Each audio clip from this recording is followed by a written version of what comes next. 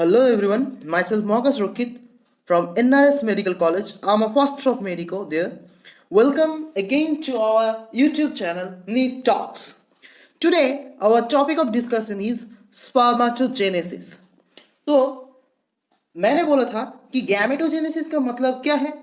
Formation of gamete, यानी कि male body में मेल गैमेट का फॉर्मेशन, दैट इज स्पर्म का फॉर्मेशन, और फीमेल बॉडी में फीमेल गैमेट यानी कि ओवम का फॉर्मेशन को हम बोलते हैं गैमेटोजेनेसिस. मेल बॉडी में as there is formation of sperm, we call it formation of sperm or spermatogenesis, and in the female body formation of ovum we call oogenesis. So today we will talk about spermatogenesis. तो ये spermatogenesis होता कैसे है, spermatogenesis कब से शुरू होता है, स्पर्मेटोजेनेसिस का each and every detail step आज हम इस वीडियो में बात करेंगे उसके बारे में. ठीक है, तो पहला बात तो यह है, जब एक बच्चा जन्म लेता है तब क्या उसका बॉडी में गैमेटोजेनेसिस करने का क्षमता रहता है? एक 2 साल या 3 साल का लड़के का शरीर में क्या स्पर्म का फॉर्मेशन होता है? नहीं होता है. उसके शरीर में भी टेस्टिस है, लेकिन उसका स्पर्म फॉर्मेशन यानी कि स्पर्मेटोजेनेसिस का ताकत नहीं है. मैंने अपने पहले वीडियो में प्यूबर्टी के वीडियो में बोला था कि at the time of puberty, during pubertal changes, testis का डेवलपमेंट यानी कि प्राइमरी सेक्स ऑर्गन का डेवलपमेंट होता है.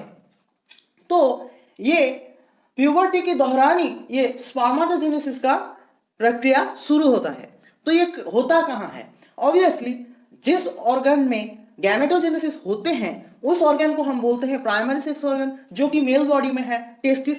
तो सिंपल सी बात, टेस्टिस में ही हमारा स्पर्मेटोजेनेसिस होगा. टेस्टिस का कहाँ होता है? टेस्टिस के अंदर जो कंपार्टमेंटलाइजेशन होते हैं, उस हर एक कंपार्टमेंट के अंदर जो 2 से 3 सेमिनिफरस ट्यूब्यूल्स हैं, जो कि आप यहाँ पे देख सकते हैं, this coil tubules, this seminiferous tubules के अंदर होते हैं हमारा स्पर्मेटोजेनेसिस. ठीक है, तो ये स्पर्मेटोजेनेसिस कैसे होता है इसका डिटेल स्टेप अब हम पढ़ेंगे. तो देखते हैं, अब अगर हम एक सेमिनिफरस ट्यूब्यूल का क्रॉस सेक्शन लेंगे तो वो कुछ ऐसा दिखेगा, जो कि मैं डायग्रामेटिकली ड्रॉ करने का कोशिश कर चुका हूं.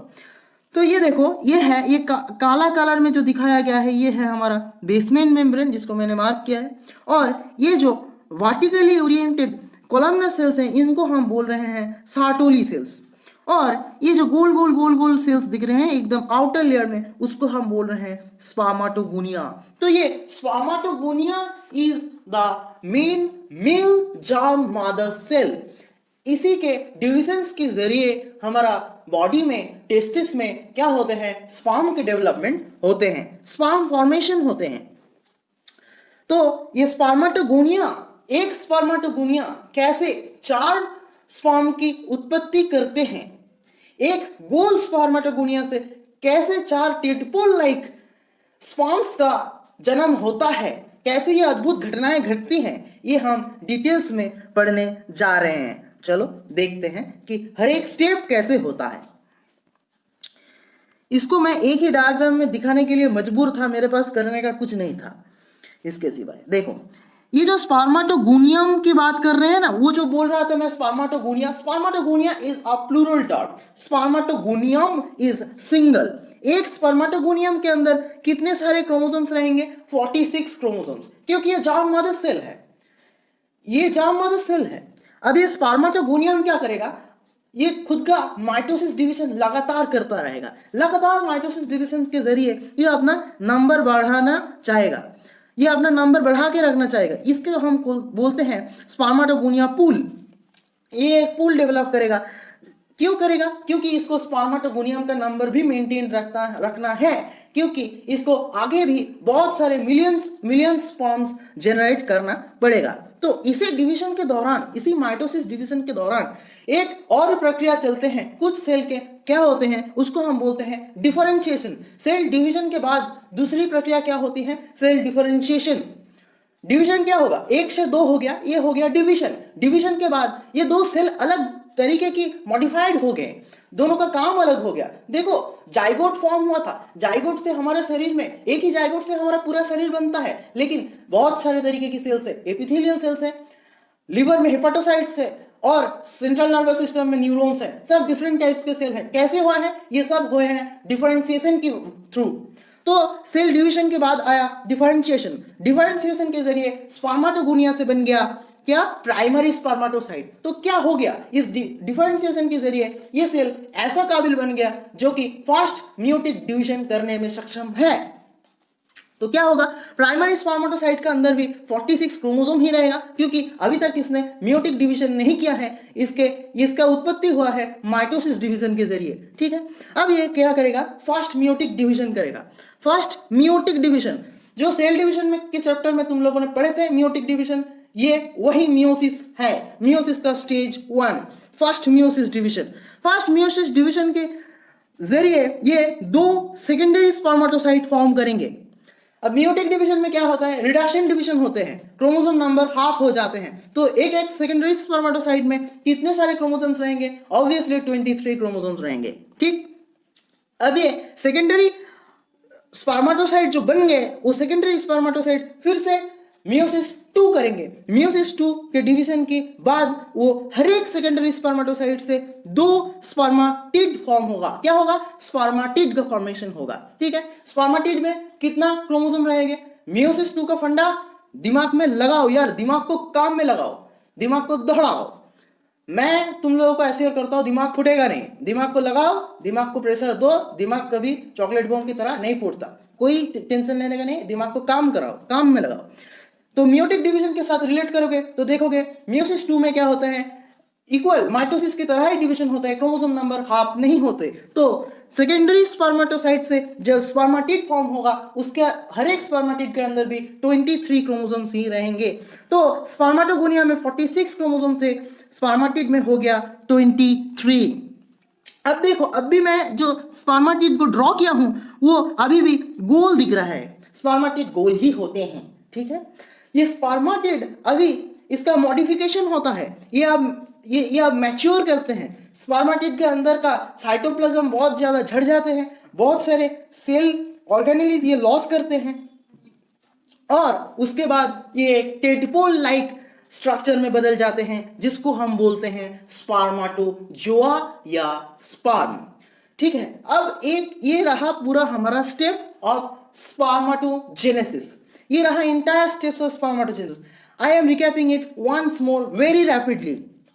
स्पर्मेटोगोनियम था जो कि था स्पर्म मदर सेल, उसका माइटोसिस डिवीजन लगातार होता रहा, बहुत सारे स्पर्मेटोगोनिया फॉर्म हुए, पूल फॉर्म हुआ।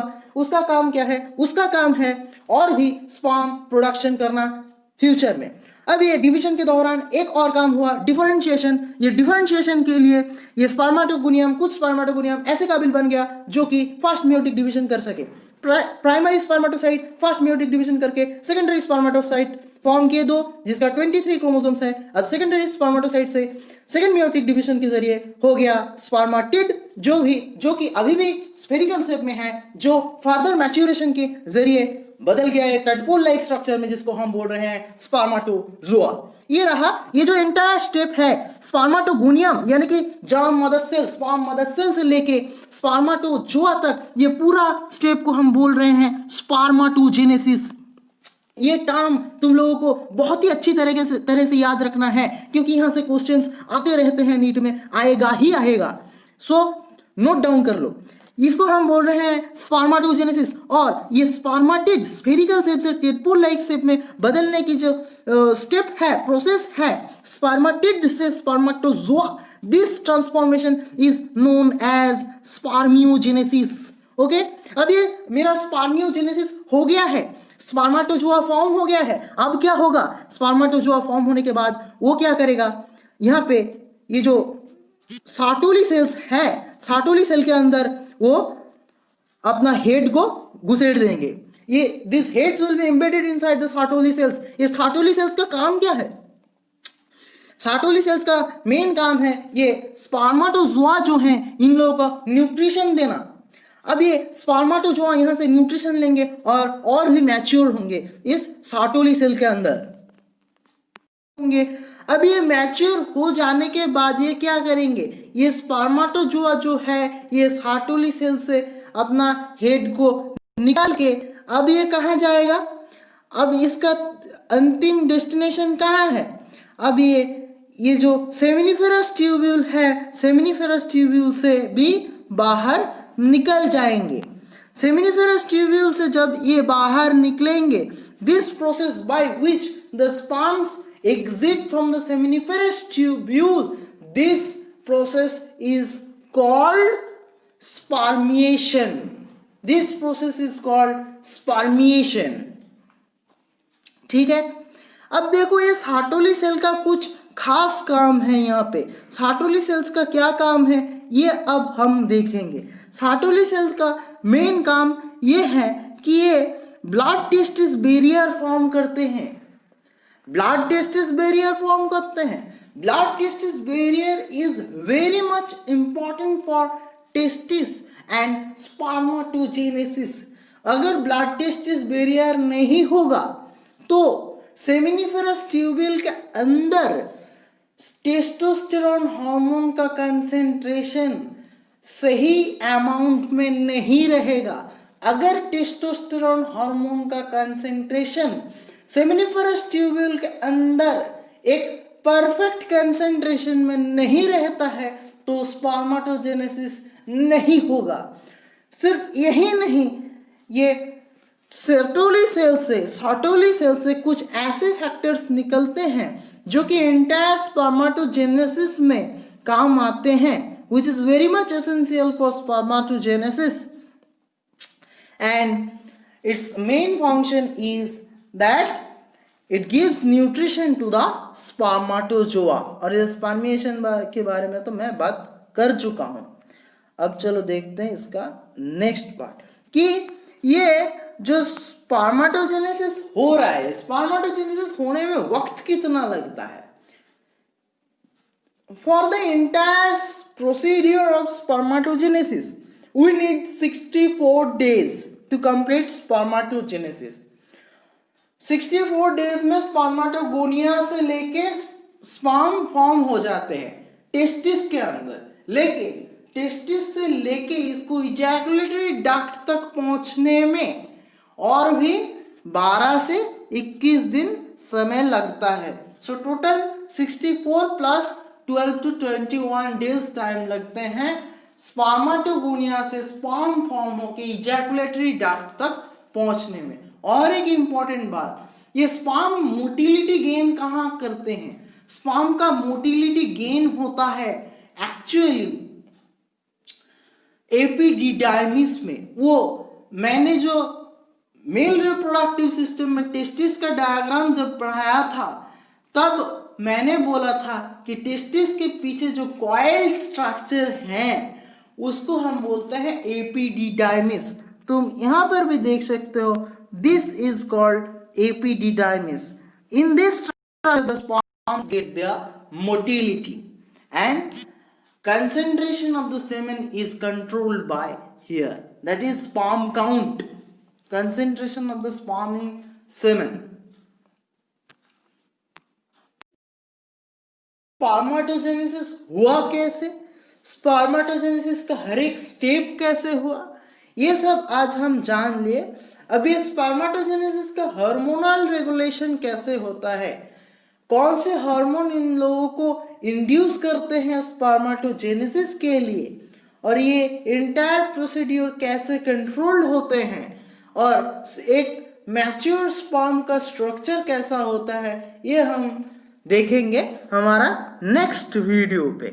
तो आज के लिए बस इतना ही, चलो मिलते हैं नेक्स्ट वीडियो में।